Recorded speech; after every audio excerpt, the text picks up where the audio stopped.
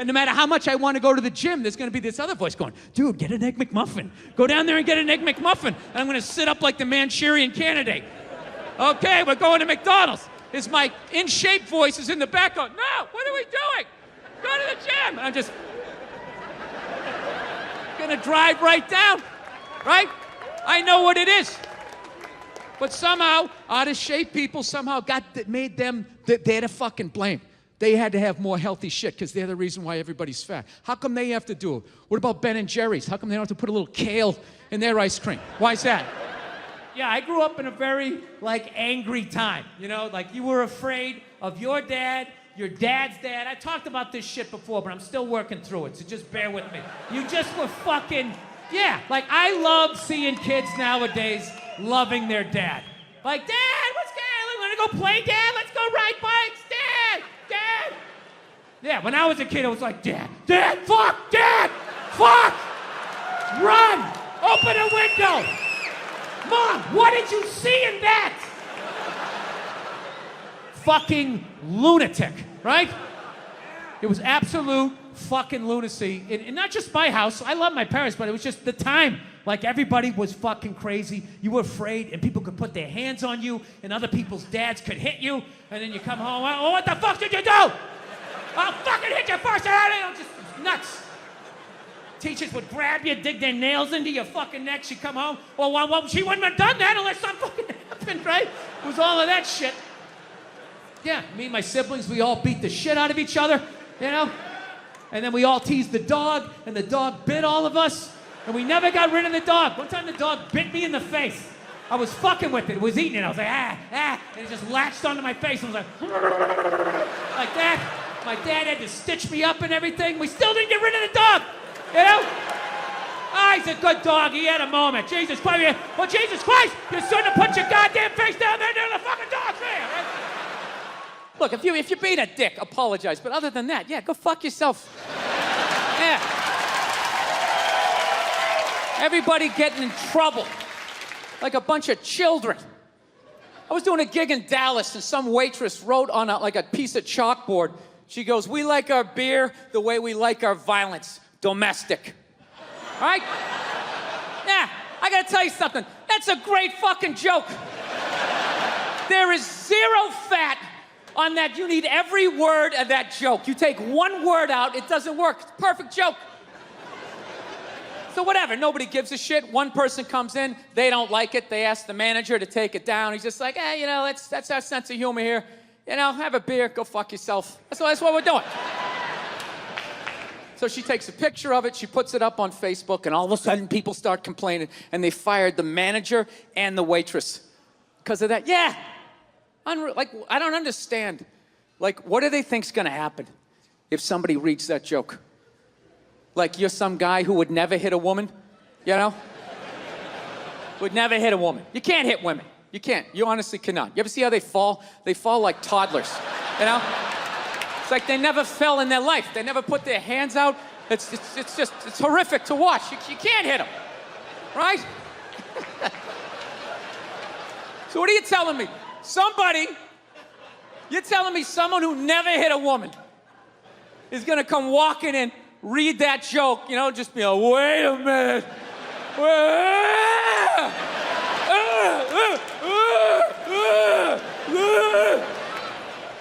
All those feminists are full of shit, because I'm gonna tell you right now, someday, there's gonna be the first woman president, all right?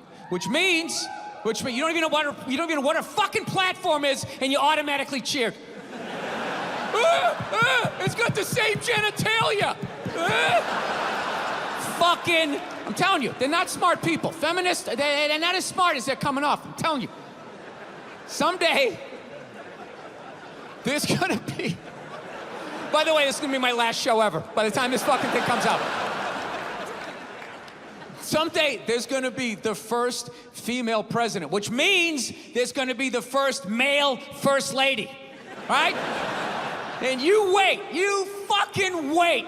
The first time that dude opens his mouth about some political shit, you watch all these feminists. They're all gonna be, you shut the fuck up. You shut the fuck up. It is her time now.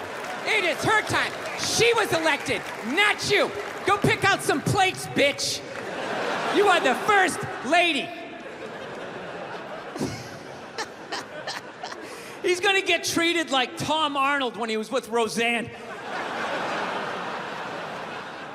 Secret Service name will be like Appendix or Doesn't Matter.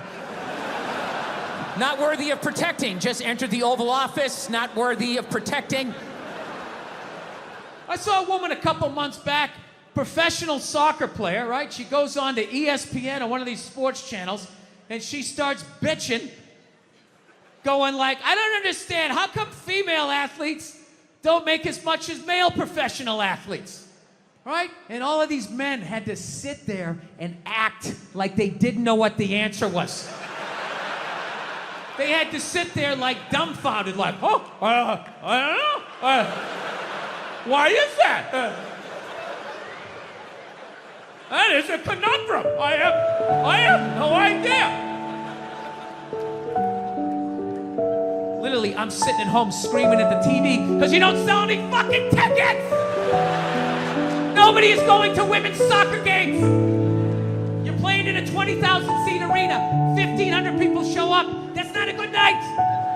The promoter lost his fucking ass on that gig. I'm not saying no professional female athletes, Serena Williams, the women in the UFC, you know, but nobody's watching your fucking sport. And then you're gonna come and you're gonna get mad at fucking men. They keep doing that shit. Why are you yelling at us? It's not our fucking job.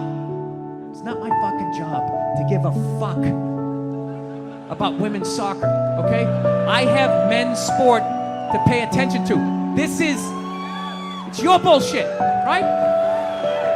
Dude, look at the WNBA. Dude, nobody in the WNBA got COVID. Nobody. They have been playing in front of 300 to 400 people a night for a quarter of a century. Not to mention, it's a male-subsidized league. We gave you a fucking league. None of you showed up. Where are all the feminists? That place should be packed with feminists. Faces painted, wearing jerseys, flashing their titties. Going fucking nuts like the guys do. In the upper deck with their big bare titties. Am I on the Jumbotron? Am I doing it? Life can pass you by. It happens. You know, you just keep living and living and living. You know what it is? I think you got like 25, 30 years to absorb as much as you can. And then that's it. That's all you know. Because right around then, you get married and it's over. Right? You have a couple of kids. You're sucked in the bubble. You don't have time to pay attention to what's going on in the world. You're just stuck with these kids. It's shitting all over the place. Don't be a serial killer. Don't touch that. You're just stuck in that. You have 3-4 kids. That is a 25-year sentence. Trying to get them all through college. Society just keeps fucking going. You get the last one through college, you step back out of the bubble, just... You don't know what happened. You're not even paying attention. You go back to your old record collection. Right? Someone sticks a mic in your face, you're gonna get in trouble. Yeah. It's one of the sad things about life. You get old and it passes you by. I feel it passing me by. I'm 46 years old. I don't even have kids, but I can't keep up anymore. Like I had a college gig coming up and I was like, man, I gotta figure out what these kids are into, man. I was 24 when a senior was born. I gotta figure out what these dudes are into. So I guess they were into like this like DJ music or some shit. So I'm like, all right, I'll watch some of this, you know? So I have like a reference or two. I don't want to be that old comic coming to the gig being like, what's up with this Monica Lewinsky? Is this crazy? I mean, this Y2K, my stylist gonna work? I don't know. So I put this shit on. Dude, I lasted 90 seconds. 90 seconds. I was open-minded, all right, put it on. 90 seconds later, I'm like this old man. This isn't music. Now, when I was a kid, you dressed like a woman and you sung about the devil. Now that was music.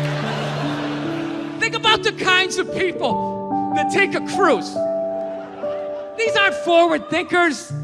These aren't seekers. They're not pivotal to our survival. You ever hear somebody coming back from a cruise? It's one of the worst stories you're ever gonna hear. Because they don't do shit. They don't want to travel to another country, interact with the new culture, try to figure out the train system or the money. All they want to do is just sit on a fucking boat. Just drinking, that's all they want to do, right? Worst story you'll ever hear. Hey, how was your cruise? Oh, it was great. I was fucking laying there. There was a DJ over here on the 1 and the 2 wooka wooka thing, right? And then they had this chocolate fountain. It was like a fountain. Well, it was chocolate. And you stuck the toothpick in the food, and you stuck it in the chocolate, and you stuck it in your mouth. And then you'd be like, I want another drink. And they bring it all, you drink it, and it dribbles down, and it gathers in your navel, and you punch yourself. You get it in your mouth. Then every day around noon, we line up for lunch. What's for lunch? We don't know. We don't make decisions. Whatever they give us. No, I took mushrooms back in February. The first time ever.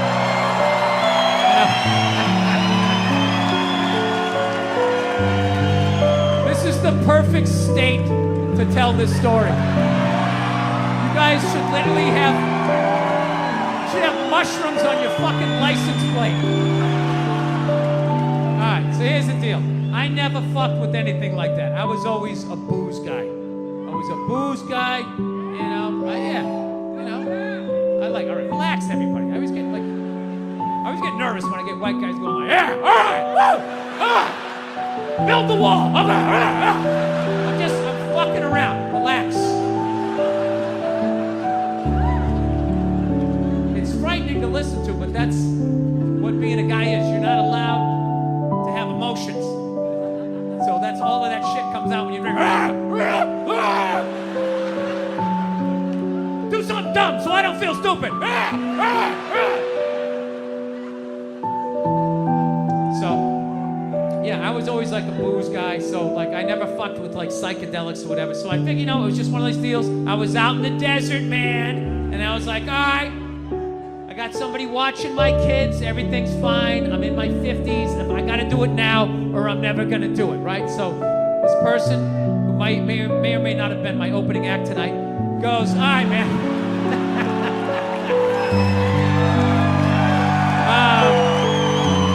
He's a good man. He's a good man. He says to me, he goes, all right. He goes, okay, just take like, it's always just like, all right. So, like, how fucked up do you want to get, all right? And there's always like a square, and it's like, okay, don't eat the whole square. Just like bite one corner, lick the other one, and then rub the other one, and let it absorb in your face or whatever. So I'm like, all right.